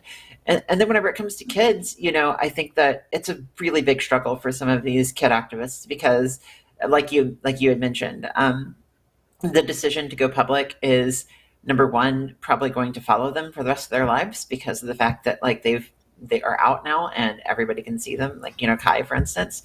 And number two, unfortunately, in a lot of these places, some of the activists that have come out have then been targeted. In Texas, we saw this, where one of the activists that like sat at a dinner table with one of the politicians was then later investigated for child abuse. And so at this point, like, we're seeing a lot of the kid activists not be the ones to come out, and we're seeing the parents show up, and the parents being the ones to sort of like speak out because it's a little too dangerous in some of these places for the kids. I will add one last point though. The idea that like kids, whenever they go back to school and then they come back another gender presentation, that outs them. There are a lot of trans youth that will transition either before or like early on in their lives before starting, elementary school, or while starting elementary school, or they'll transition between high school and college. And I think that time period between high school and college is one of the most common times for people to transition. And I think that does get around a lot of like the, oh, now I'm not stealth anymore sort of issues. Yeah, I think, I know a couple of families of trans kids, and some of them have trans kids who are like stealth, basically, and lots of them transitioned. But we have primary school and secondary school here, which is like, when does secondary school starts at 11? So like when they're like 10/11 years old, that's when, you move to often your secondary school isn't in the same town, and you're like with all different kids and stuff, and especially if maybe you move town, then people transition then. or they transitioned before that, but when you move to the new school, you just don't tell the new school about it, and then Yeah. But I couldn't not have the secret, because for me, if something comes up and I know about it, I want to just say it, insert a fact. Like even if someone just gets bitten by a mosquito and I'm like, oh, I've got a fact about mosquitoes, and I'm going to tell everyone it right now, even if everyone is disgusted by it. And there's the same with like trans stuff. If someone's like, oh, did you see this thing about trans rights? And I was a trans person and I was having to keep quiet. I'll be like I need to tell everyone. So yeah, it's different for different people, but I think that's a good point, Stephen. What do you think to what we've said?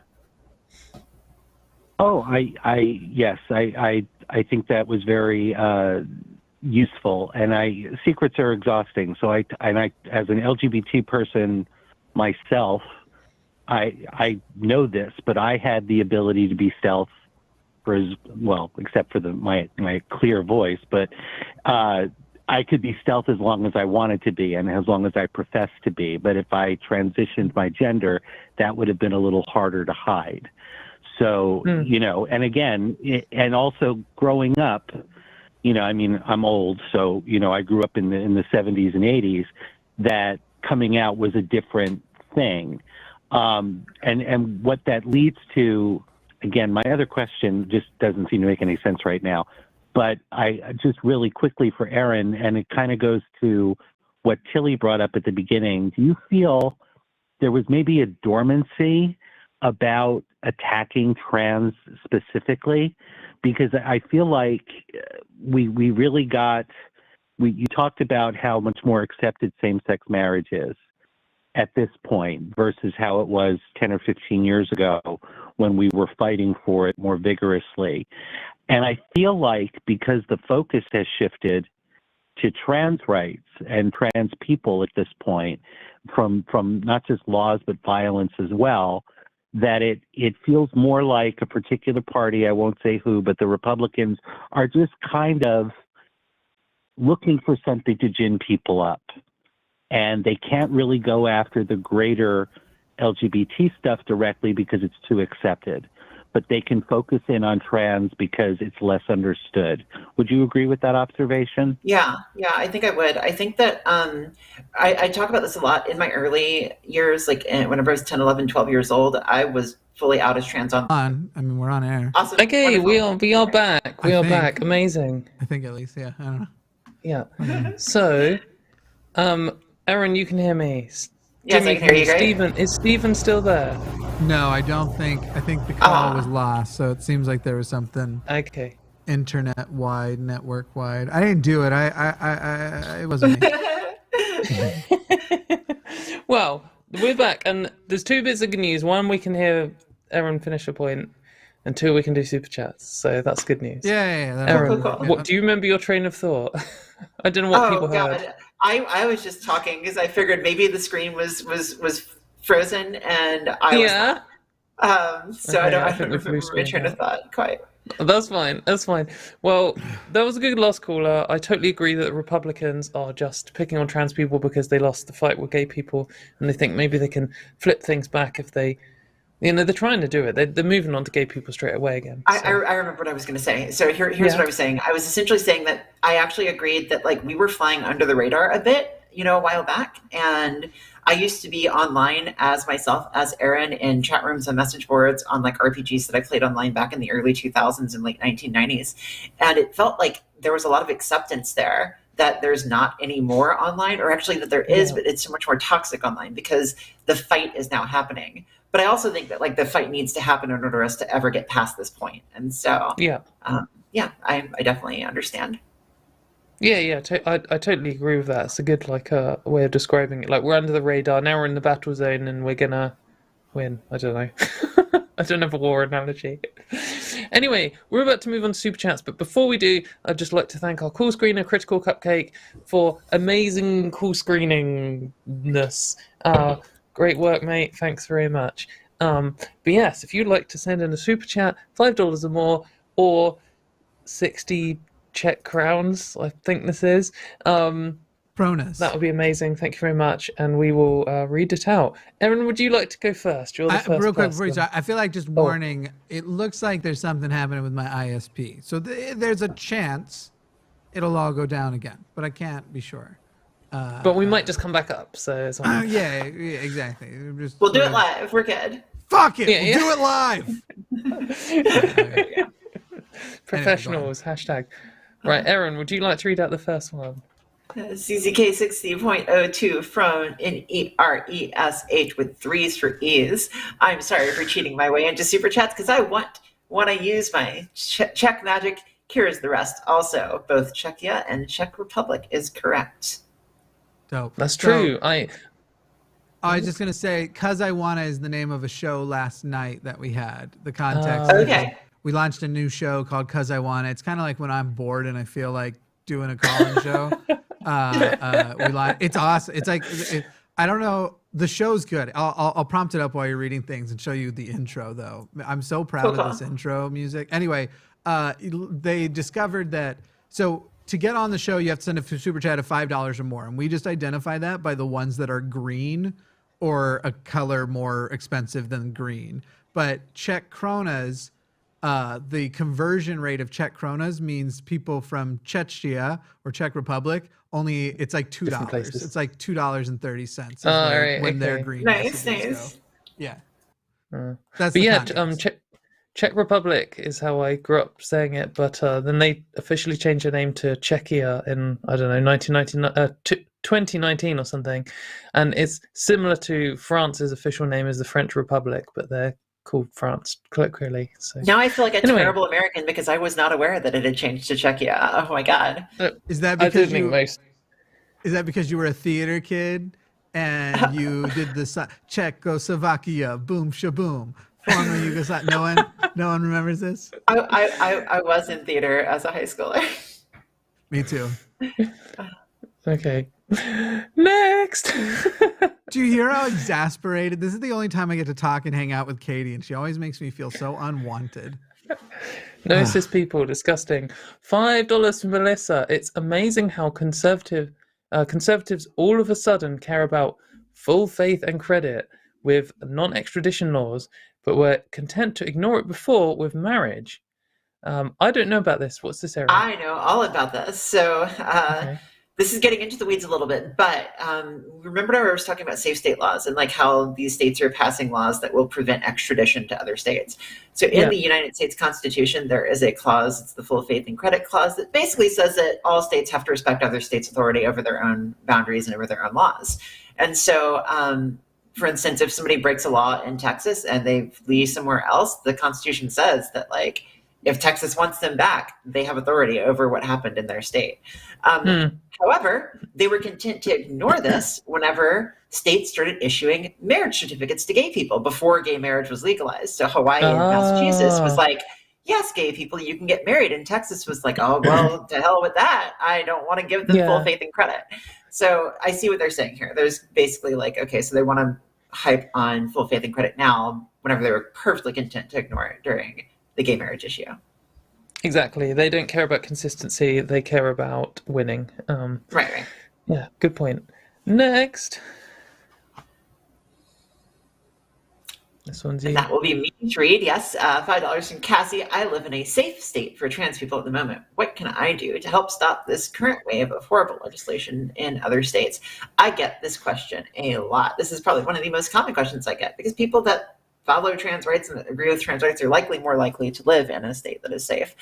The thing that I will say is that there is not a state in the United States right now that is perfect on LGBT rights and transgender rights. More likely than not, your state is missing a healthcare equity law that allows healthcare procedures to be covered for all trans procedures according to WPATH 8 standards.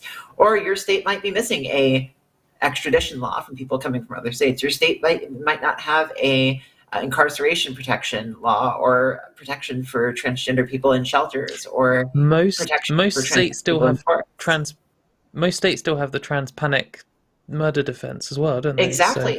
Including some states that people consider very safe. For instance, in Massachusetts, it is still, it is still legal for the transpanic defense to be used, and for somebody to kill you if you sleep with them and then they discover that you're trans. That is a defense that has been used successfully in the United States many times.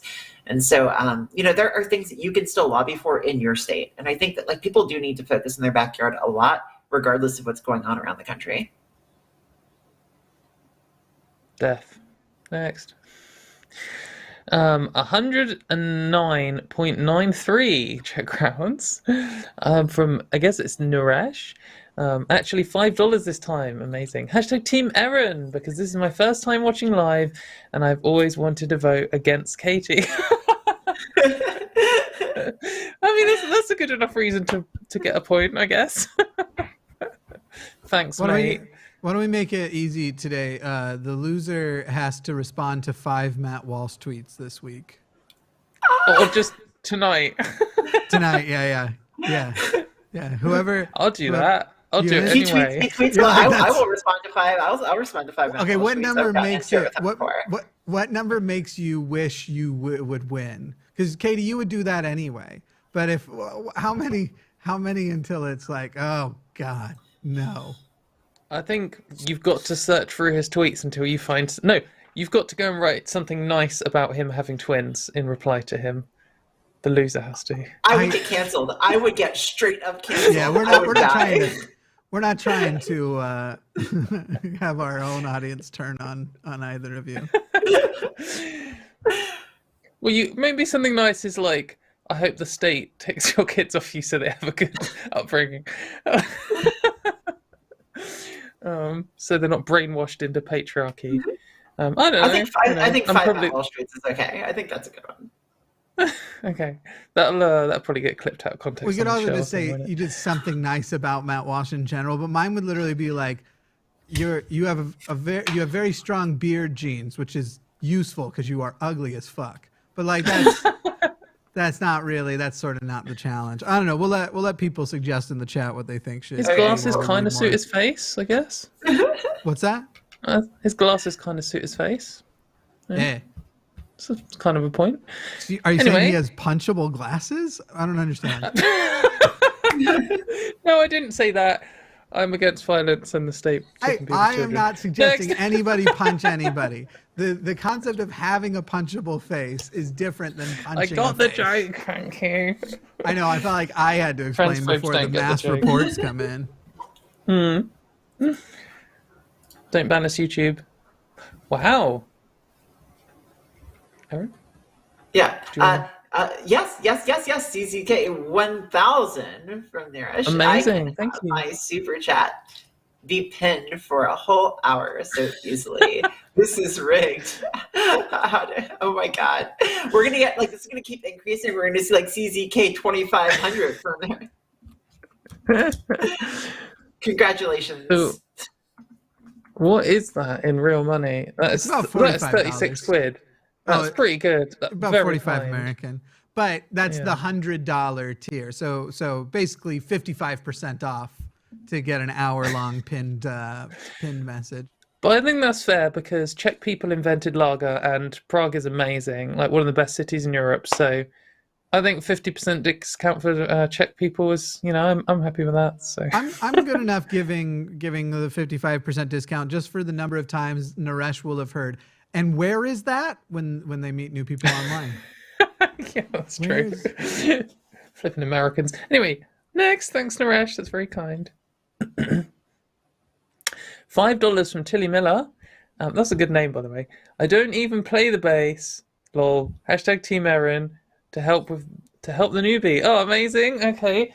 That isn't how you play bass, so I believe it. That isn't how you spell bass, so I guess that is true that you don't play it. That's what I'm trying to figure out is if it's a pun, because I can change the meaning, but I don't think that was on purpose. Maybe? I don't know. Yeah, I think this is about guitar rather than some kind of weird flirting metaphor. Thanks, Tilly, apart from for the point for the wrong person. Thank you, Tilly. You. Yes, this is €5 from Yasmin Meadowflower. In the shadow of the Mayo, where my army of thorn lies, Team Mayo. My cat is also happy. Oh, hello, cat. What's your cat Make the called? cats compete. It's team Poppy versus #team. What's your cat's name? Cupcake. Poppy versus Cupcake. I thought you said cocaine. I was like, that is an interesting cat name. Cupcake is what we call that one asshole, Matt, not Walsh, the Powell. We call Matt Powell Cupcake on this channel. I don't know who. I'm glad we both have lap warmers. Yay. Well, I think also #team cocaine can be Erin, because I misheard that, and it's a good cat name. Next. Yeah, pops in. $10 from Worthless Protoplasm. What do you think about ladies and gentlemen, both and neither, as a way to address a group of people? Trying to think of ways to broaden standards we encounter in day-to-day life to be more inclusive. That includes me. I wouldn't know for sure if every non-binary person would be included. That'd be interesting. Non-binary people, would you be pleased or horrified with that? Uh-oh, have we frozen again? Erin's frozen. Can anyone hear me? Oh my god, my cat just stepped on my power button immediately after we complimented her. Oh no! Okay, I wonder where you went. You're back. I'm back. Good. Shall I read this? No, it's all right. I've done this one. I think it's probably something you want to talk to non-binary people about. Maybe some non-binary people could call in. I think if you deliver it in a friendly way, like ladies and gentlemen and everyone else, or something like that. But if you did like a ladies and gentlemen and everyone who's both on either, then it kind of sounds a bit like taking a piss. I think generally if you're nice, then it hopefully comes across. But I've heard boys, gals, and N pals, which is quite good. And everyone works. Just saw Gollum crawl past you in the background.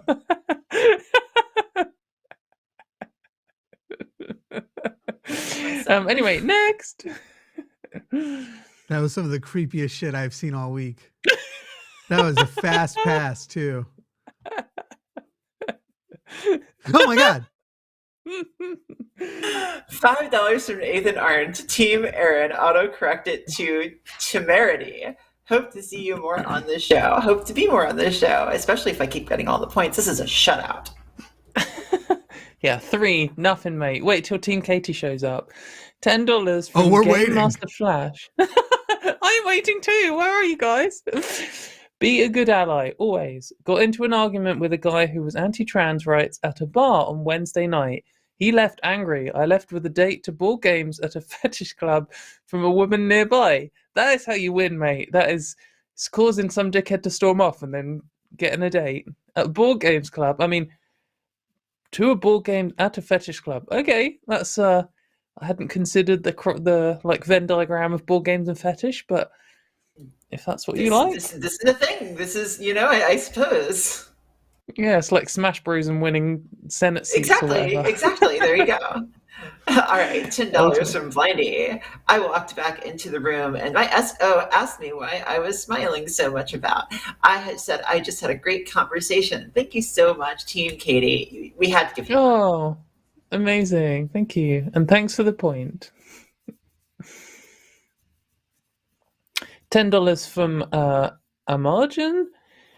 Can't stay, but here's some money for #Team Katy. Thank you very much. The team is arriving. Don't call it a comeback. The final score is going to be 39-3. So just so you know.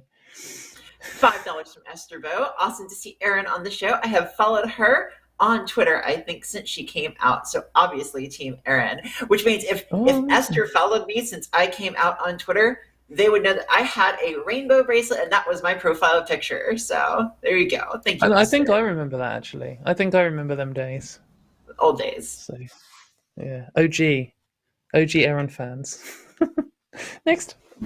Ooh. 12 quid from Jackie Greenland. Just formally adding my hashtag Team Katy. Thank you, Jackie. Nice, nice, nice. 50. Do you know this currency? What currency is that, huh? American.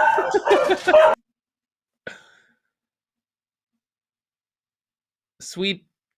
Well, I'll should read this one. 50 Swedish krona from Puck Tholander. Great show, thanks. Hashtag Team Erin. Thank you for reading that one for me. That's okay. I have a barky dog. Somebody came to deliver a package.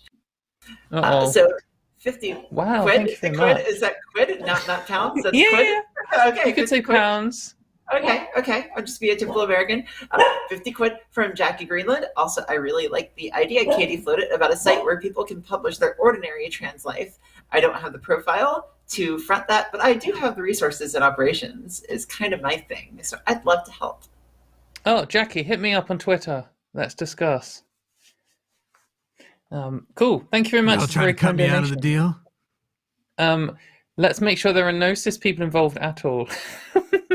Good luck. I'll weasel my way in. Sorry, I'm in Q. There you go. So you know this currency. Oh, but it's my turn to read out. 69. Nice. From Swedish krona from Robin Taustig. To show my support to the obviously the best show on the line. Hashtag fence sitter today. Oh, coward. Thanks, Robin, but also no thanks. It came in very strong to end as a fence sitter. Yeah. Well, he's not fence sitting about which show's the best, just which host is the best. So I've just had a tea with, I'm not kidding, on the side I tweeted it. It had 69 calories. Nice. There we go. We got Nourish.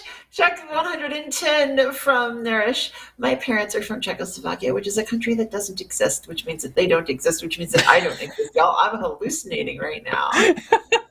I love Nourish. Yeah, thanks, Nourish. Very kind and good messages. Quick, Nourish, a while ago, become your own grandparent. Yeah, it's the only way. A while ago, I said to my dad that I'd been somewhere. I went to Croatia, and he was like, "Oh yeah, I cycled the full length of Yugoslavia," and I was like, "What the fuck's a Yugoslavia?" But it was a country until like 91 or something. So, $5 from Alyssa. The internet was different back in the late 90s, early 2000s. It felt like all of us trans teens / 20-somethings knew each other. And Auntie Jen, I don't know who Auntie Jen is. Hashtag Team Mayo, slime, disgusting. Hey you, Alyssa. Slime Queen Erin, enjoying her new royalty position. 5 quid from Grimbeard. Katy, good work on the Jeremy Vine show. Very measured and got your points across clearly. Team Katy killed the radio star. Thanks. Oh, thanks. Thank you. Yeah, it was good. If anyone didn't see that, I went on BBC Radio 2, which is like probably the biggest political discussion channel in the UK, and the video is on my channel, so go check it out. It's only 8 minutes long. And the other thing I was going to say, but it's always funny hearing Americans say quid. I feel like it's when British people say bucks. Like if I'm like $10, and you just be like, why is she so? I thought you said box. Fox.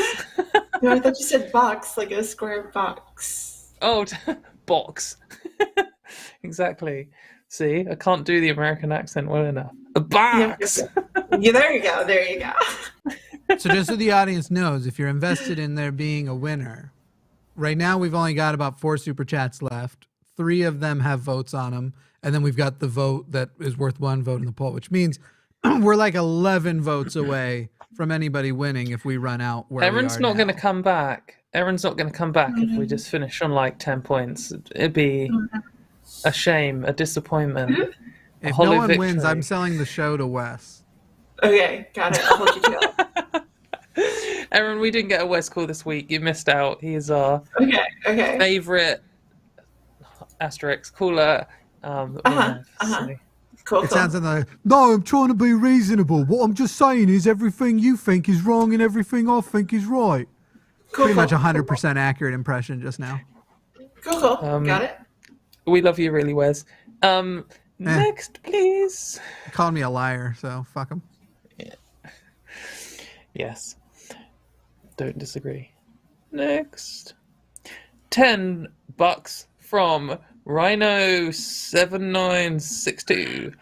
I am getting my certifications to teach concealed carry classes to help other trans people stay safe here in Oklahoma. That's cool. This is one of those things that, like, as a British, as a British, I still hate the idea of guns. It makes me feel kind of ill. I don't really want to touch them. I'm very glad I live somewhere that doesn't have them. The world is better without them. But I also accept the argument that if the fascists are going to have guns, then trans people having guns isn't necessarily a bad thing. So I did like those pictures of the like left-wing gun club showing up to the drag brunch with their like assault rifles and stuff. Absolutely fucking horrifying, but at the same time, like, I'm glad that there are people who are willing to do that if that's what the other side are going to do. So if you live in a gun place, then good for you, I guess. Yeah, I'm a recent convert on this. You know, I've also for the longest time felt very ill at even the thought of guns, but living in one of the countries with the most guns in the world, I understand the drive to learn how to use them, to be responsible with them, and to, you know, have them for defending yourself against the fascists that are currently in our country. Yeah. Yeah, I have a few at this point where, because I fucking hate guns, but at some point we're gonna keep saying no, you have to treat people better, and they'll keep saying no, we don't, and we'll say yes, you do, and then we'll say no, and they'll say no, we don't, and then we'll say yes, you do, and then they'll go, why? Make us fuckers. We have guns, you don't. Like, that's coming, and when that point happens, if both sides has guns, may have the same effect that currently multiple countries have nukes for. I hate it. Mutually assured destruction. The deterrent of mutual. What's the world you guys live in?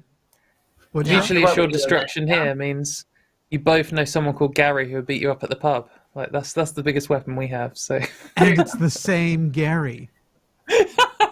And he'll beat himself up. That's how devoted to the cause he is. I think this is my $20. It is. $20. Good job. That's amazing, Lighthouse. Thank you. Team Erin. We know Erin's stance on Mayo, but what about Star Wars versus Star Trek? Star Trek all the way. 100%. Next generation. I am in love. I'm definitely a Star Wars person. Yeah. I'm not super in love. I like the OG 6 films, Fight Me. But past that, I don't know. Oh no, actually, tell you what, fucking Rogue One was amazing. Rogue One was amazing. I have not seen the last Star Wars movie, the big one, like the end of the episode 9. Yeah, I still haven't seen it. I don't really remember the story of 7, 8, or 9, so they're all fine, and everybody needs to shut up. But anyway, let people enjoy shit. They are fine. Everybody walking into theaters like, this better satisfy me. Sit back and enjoy yourself. There's fucking space lizards and laser swords. Wizards, not Let lizards. Let me have my mediocre opinion. I if you enjoy it, that's great. I just don't care. Oh, good stuff. Anyway, next. Batman vs Superman was also a good movie. Haha, come from the internet. Fuck all of you. All superhero films are rubbish. Oh, go Thanos yourself. Call in, cis person. $9.99 from Melody Kate. # Team Katie. Mayo rules, and so does all the line shows. I think Erin should get that point because Mayo does not rule. Disgusting. This could be like offensive. Oh, right. I got it mixed up. Right. That's a vote for Erin, not for you. Yeah. Okay. Yeah, no, it's kind of on the verge.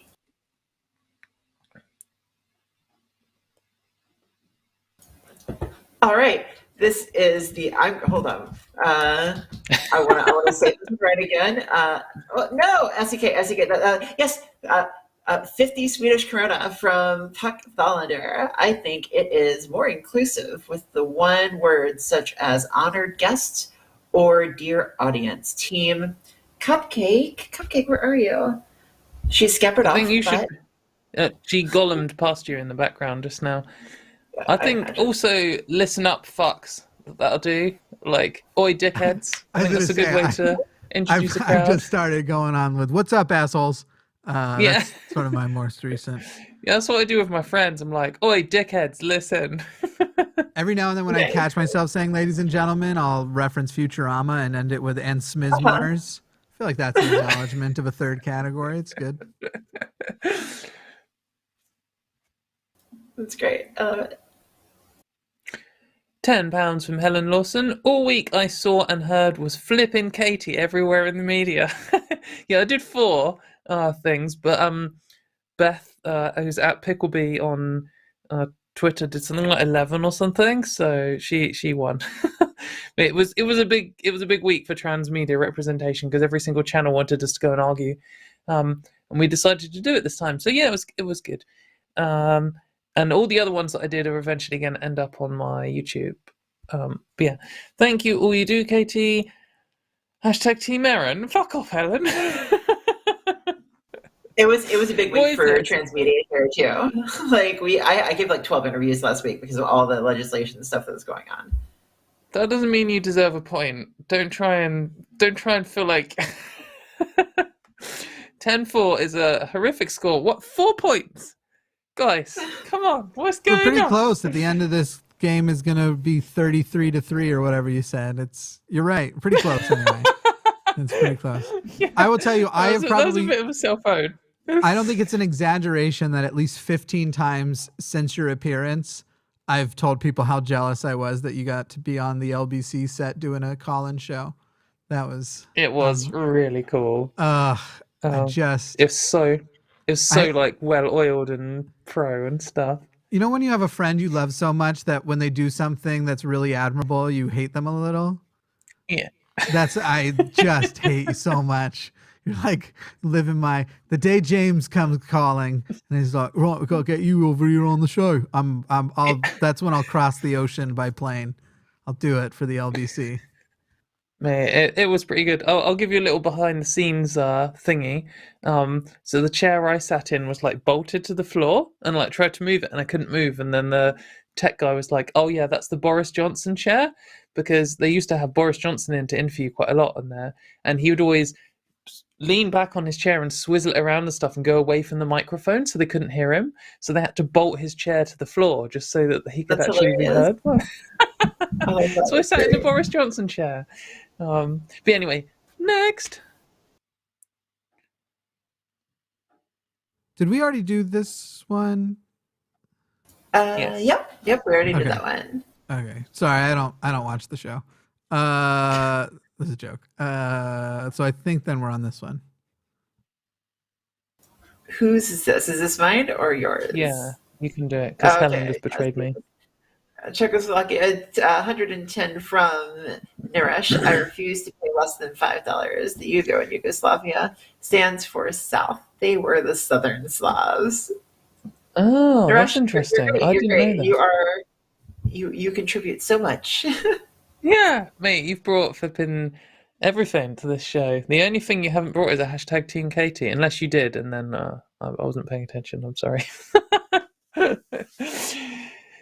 Swedish Corona 69. Oh, nice. From Robin Taustig. Okay, if you ask that nice, Jimmy, hashtag Team Katy. Thank you, Robin, for bringing me out the gutter of 4 points. I'm going to give 1 more minute for people in live chat to vote in the poll to decide. I think the chat legitimately enjoys trying to make it 50-50 so the poll can't end. That happened with Ben last week too, where I had to wait for the moment it was different by 1 vote to end it. What's the question this week?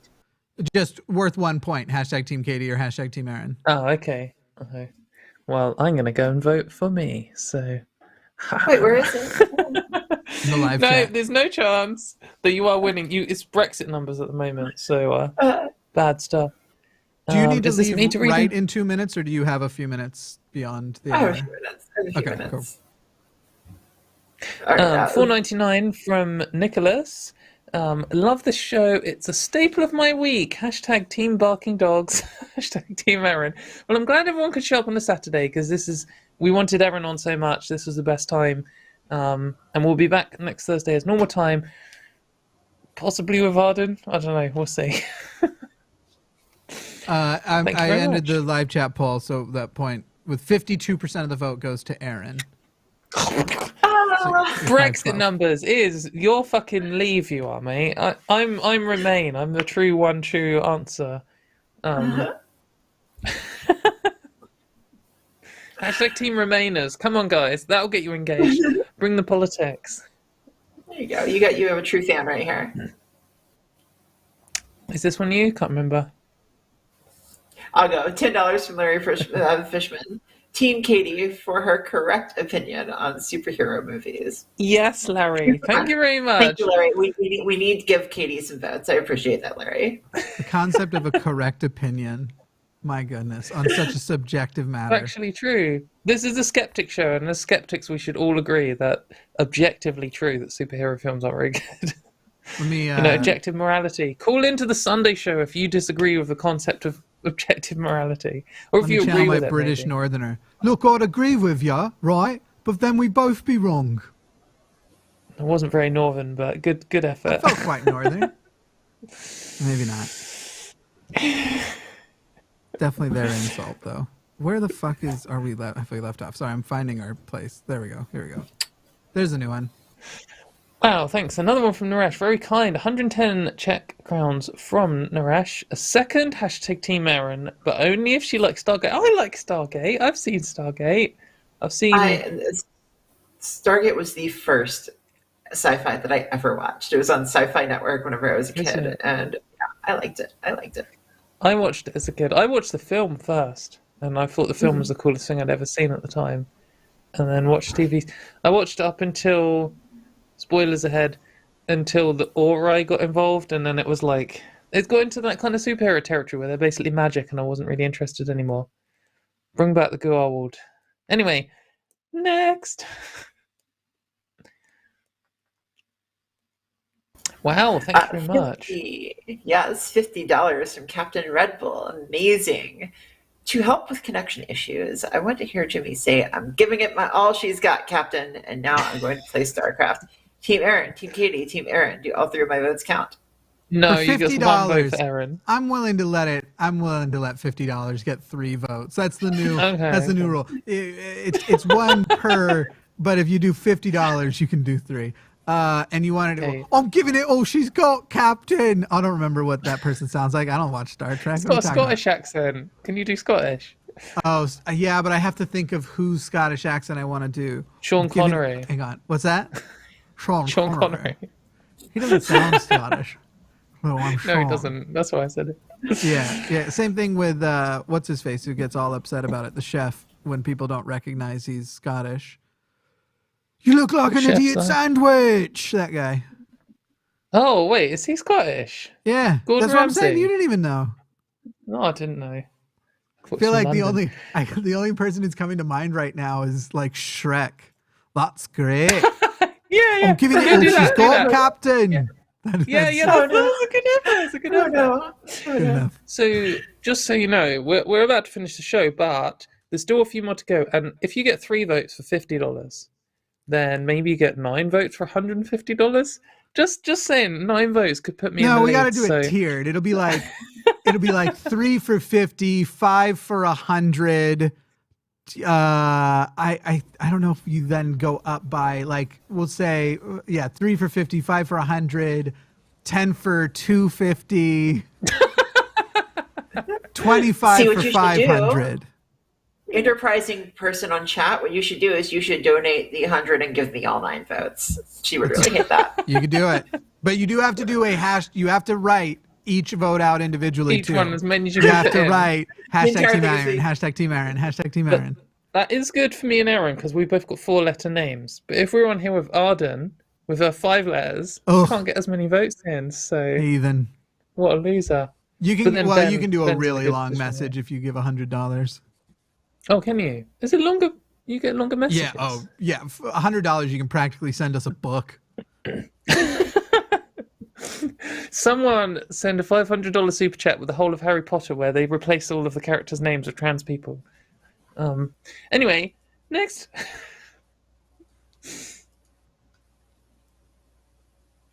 $5 from Zika da Silva. Appreciating the way Katy dismantles faulty assertions with such patience, precision, and wit. Thank you very much. It's a privilege to observe, learn, and laugh. Hashtag Team Katy. That was a very ego-stoking comment. Thank you very much.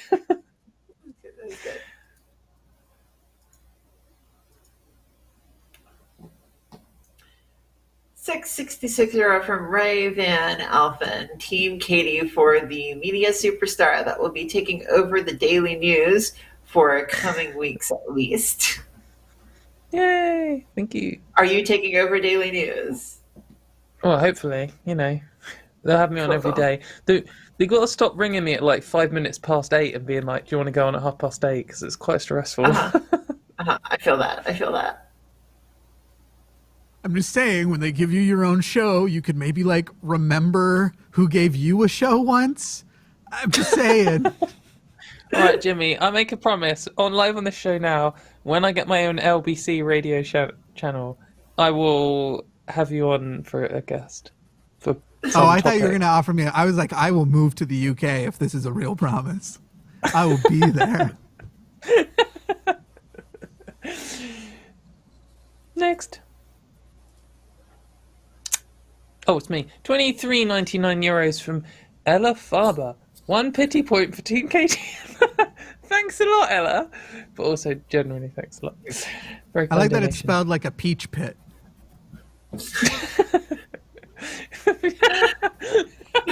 The point has lots of pits in it, yeah. Oh no. Erin being racist on stream, flipping heck. Oh no, cancelled. This is what I get cancelled for. Who's gonna read it? I will. It's yours, I will Erin. check the $111 from Naresh. Now I want to do Team Katy because Erin said Czechoslovakia. I'm sorry. Thanks, Naresh. She's not really sorry. £5 from John Harding. Why did my last super chat not get included? This is an vote steal. Hashtag Team Katy. Sorry, John, if we missed one. But thanks for the vote. She's catching up. And we're just going to finish off with a $500 9 votes for me. I found it. Oh, thank you very much, John. Thanks for both of your votes. Quid from John Harding, Team Katy. Because I'm an imperfect person is why this happens. This is why cis people should be eradicated. That was a joke. YouTube don't demonetize. I kind of agree, but I don't so love like living. So. Aww. I didn't laugh. Don't go. Oh, it brings it. That brought the mood way the fuck down. Now I'm gonna get emails like, hey, "Bro, you could." Never been good. Not a day in my life. Anyway, someone read these Swedish kroners. 50 Swedish krona from Chuck Thallander, Team Naresh H, and also Team Mayo. Disgusting. Yeah, I think I'm to Team Naresh this week. Yeah.